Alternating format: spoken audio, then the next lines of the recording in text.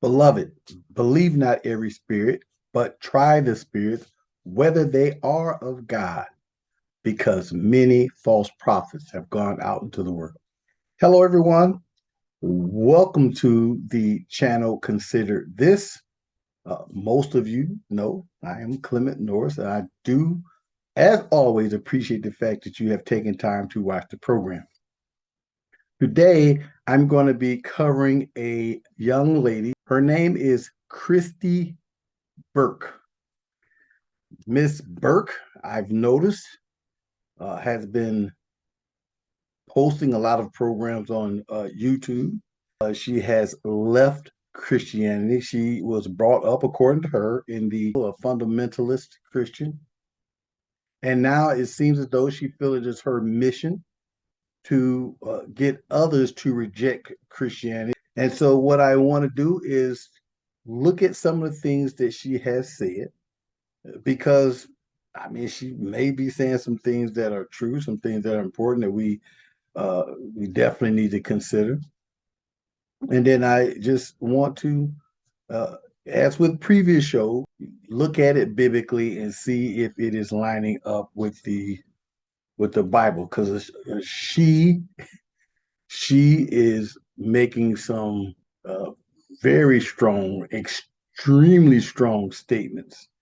And so let's listen to her in her own words, and then we'll pick it up from there. In one of her videos titled Deconstructing Adam and Eve, Why Eve Was Set Up, Ms. Burke states the following. The tree of knowledge of good and evil. That is the tree that God told Adam not to touch. Now, we're just going to put on the back burner the fact that God even put a tree in Adam's midst and gave him the first temptation.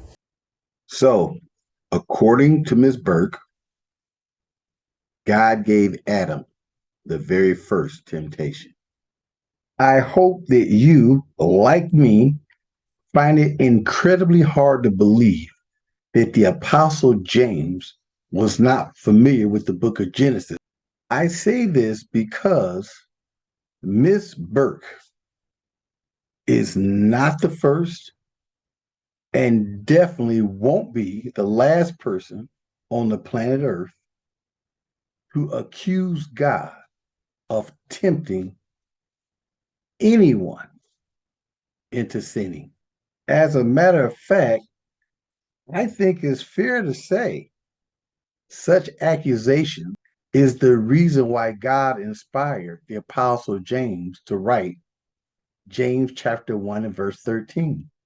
The Apostle James wrote the following: Let no man say when he is tempted, I am tempted of God, for God cannot be tempted with evil, neither tempteth he any man. But every man is tempted when he is drawn away of his own lust and enticed. Then, when lust hath conceived, it bringeth forth sin, and sin, when it is finished, bringeth forth death. James chapter 1, verses 13, 14, and 15. Of course, we can replace that word man with mankind, which includes women. So, according to Kristi Burk, God tempted Eve into sinning by putting the tree in the garden and making it pleasant, making it pleasing to the sight. On the other hand, the Apostle James says that God doesn't tempt anyone. Not only does he not tempt anyone, it's not even within him to tempt anyone. And that if a man and or woman is tempted because they are drawn by their own lust and enticed to do so. Therefore, for whatever reason, Eve was already lusting after that tree, that forbidden tree. Her problem actually started before she had any discussion with that serpent and before she actually bit of the fruit. She was already, to one degree or another, was lusting after it. And the devil, unlike Jesus Christ, unlike God, he cannot read minds, but he is superb at observation. And therefore, I can only conclude that she was doing something that he was able to see that let him know that she was getting more and more interested in getting to that tree. She could have been just glancing at it a lot. She could have been walking around it or kind of trying to get near to it. I don't know.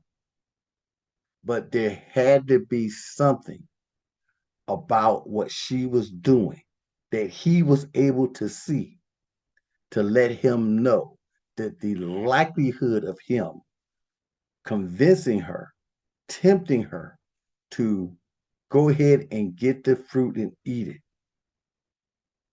was already there. He saw it and he acted on it. In addition to claiming that God tempted Eve, Adam, and the serpent, Ms. Burks goes on to say the following. If anybody is deceiving here, it's God. So, in her opinion, not only did temptation originate with God, can be traced back to God, but also deception. I think all Christians would agree that deception is associated with darkness.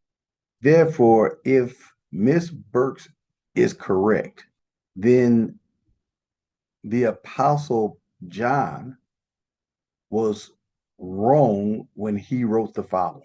This then is the message which we have heard of him and declare unto you, that God is light, and in him is no darkness at all. There is no darkness in God at all. I think those last two words are very important. They both can't be right. Either there is some darkness in God, which is revealed in the fact that he practiced deception against Eve and Adam, and according to Ms. Burks, the serpent, or there is no darkness in God at all. There is no middle ground there. At the end of the day, we have to decide which one of those two we want to believe. Do we want to believe the Apostle John, who spent 3.5 years with Jesus Christ, who is credited for writing the book of Revelations, 1st, 2nd, and 3rd John, and the Gospel of John? Do we want to believe him, or do we want to believe Kristi Burks? If we take a close look, and I don't think you got to look that hard, we will see a harmony between what the Apostle James said and what the Apostle John said. They both are in agreement with one another, which I think is very good because the Apostle Paul wrote, in the mouth of 2 or 3 witnesses shall every word be established. We, as those of us who profess to be Christians, ought to be able to agree that we cannot find any better witnesses than those that are in the Bible. And these 2 witnesses, James and John, agree with each other 100%. They're in harmony. The only one that's out of sync is Kristi Burks. She wants us to believe that she's right and they're wrong about the nature of God. Now, if you look at her entire video, you can't help but get the impression, because she doesn't beat around the bush, that there is darkness in God. And that darkness is reflected in the fact that he tempted Adam and Eve, that he literally set them up for failure, which is totally contrary to what the Apostle James is saying and to what the Apostle John is saying. He wants us to believe that she has become more enlightened than both of those men. In addition to accusing God of tempting Eve, Miss Burke states the following. If anybody is deceiving here, it's God, not the serpent, because the serpent is just telling Eve this is what will happen. But God is the one that put the tree to tempt her with it in the first place. According to Genesis chapter 3 and verse 14, Eve confessed. She acknowledged the fact that she allowed herself to be deceived by the serpent, who is the devil. She states, the serpent beguiled me, and I did eat. Genesis chapter 3 and verse 13. And unlike Kristi Burk, I hope I'm saying her name correctly, Eve said the serpent deceived her, not God. According to Miss Burke, God deceived Adam, Eve, and the serpent. There's probably only one way that Miss Burke could convince me that God put that tree in the midst of the garden to tempt Adam and Eve, to tempt them into doing the very thing that he knew they would do. Is if she can go to scriptures, which it's always ironic to me when they want to use the Bible to try to deconstruct or disprove the Bible. But she goes to the Bible and show me that it states that God created the garden.